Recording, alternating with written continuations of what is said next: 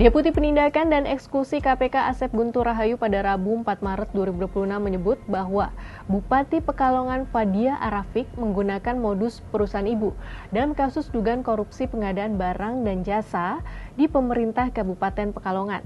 KPK menilai modus ini merupakan bentuk korupsi yang lebih kompleks dibandingkan suap konvensional. Pasalnya, mekanisme pengadaan barang dan jasa yang dilakukan secara digital diduga dimanipulasi agar dimenangkan oleh perusahaan milik keluarga Fadia. Dari kasus ini, mengapa pengadaan barang dan jasa kerap menjadi celah korupsi? Lalu siapa saja kepala daerah yang pernah terseret kasus korupsi dengan modus serupa? Kita bahas. Tahun setelah saudari Par ini menjabat sebagai Bupati Pekalongan periode pertama, yaitu berarti di tahun 2022. Nah, ini suami dan anaknya kemudian mendirikan perusahaan bernama PT RNB. Pada periode tersebut, FAR melalui MSA dan orang kepercayaannya diduga melakukan intervensi kepada para kepala dinas agar memenangkan PT RNB untuk pengadaan jasa outsourcing di sejumlah dinas, kecamatan, hingga rumah sakit umum daerah di Kabupaten Pekalongan. Meskipun ada perusahaan lain yang mengajukan penawaran lebih rendah, nah ini kemudian terjadinya implikasinya. Meskipun ada perusahaan lain yang mengajukan penawaran lebih rendah, namun para perangkat daerah diharuskan untuk memenangkan perusahaan ibu.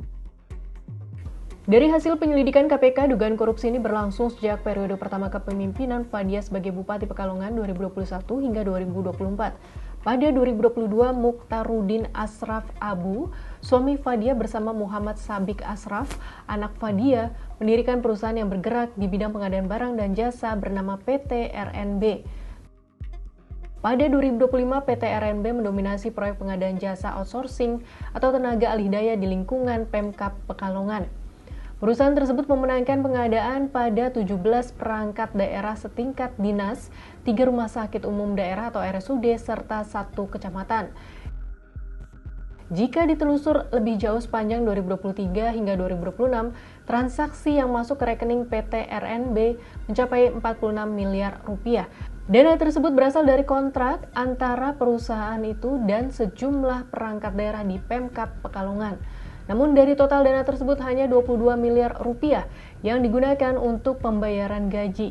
Sisanya diduga dinikmati dan dibagikan kepada keluarga Bupati Fadia dengan total mencapai 19 miliar rupiah atau sekitar 40% dari keseluruhan transaksi. Menanggapi fenomena banyaknya kepala daerah yang terseret kasus korupsi, peneliti Transparansi Internasional Indonesia atau TII, Agus Sarwono menilai kasus-kasus tersebut bukan sekadar persoalan individu. Menurutnya, kasus ini mengindikasikan fenomena biaya politik yang tidak terkendali serta lemahnya fondasi integritas dalam birokrasi.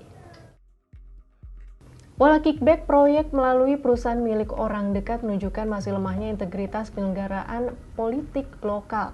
Praktik seperti kickback pengadaan barang atau jasa, pemecahan paket proyek, hingga penggunaan perusahaan nomina bukan sekadar penyimpangan individu, melainkan mekanisme informal yang terbentuk dari tekanan ekonomi politik. Agus menilai kasus-kasus korupsi tersebut tidak berdiri sendiri. Fenomena ini justru mempertegas bahwa Pilkada 2024 kembali menghasilkan sejumlah kepala daerah yang terjebak dalam utang politik. Modus korupsi melalui pengadaan barang dan jasa memang kerap menjerat kepala daerah.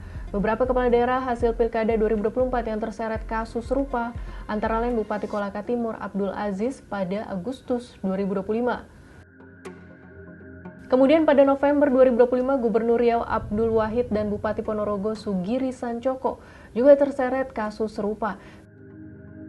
Selanjutnya pada Desember 2025, Wakil Wali Kota Bandung Erwin Afandi, Bupati Lampung Tengah Ardito Wijaya, serta Bupati Bekasi Ade Koswara turut terjerat perkara korupsi terkait pengadaan. Terakhir pada Januari 2026, Wali Kota Madiun Maidi ditangkap dalam operasi tangkap tangan KPK atas dugaan korupsi terkait fee proyek dan dana tanggung jawab sosial perusahaan.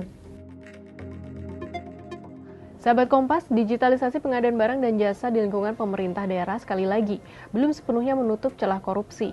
Manipulasi sistem dan intervensi kekuasaan kerap digunakan untuk memuluskan praktik tersebut.